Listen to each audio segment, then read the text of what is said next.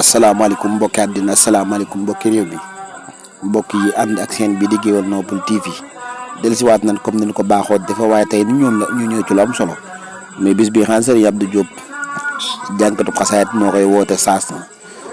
at mu nekk di ci fàttaliku waajuro waaye di ñuy ñaanal waaye dawal yi ren nag Serigne Abdou Diop xasaayit woote ko comme nam ko daan wootee ànd ko ak mbokki taalibe yëpp waaye rek ren bis bi Serigne Abdou Diop xasaayit da ko dara jaale waa daa ira nooru daareen yi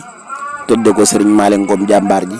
looloo waral seen bu mag bi di Gueweul Noble TV yaba fa ay ndawam àndandoo ngir dégtal mbokki julliti ak mbokki taalibe yi bis bu am solo bi noonu la waa daayira nooru daareen yi dugg see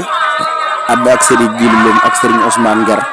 dugg si bu am solo kon ñuy dégtal leen dugg si waa daayira nooru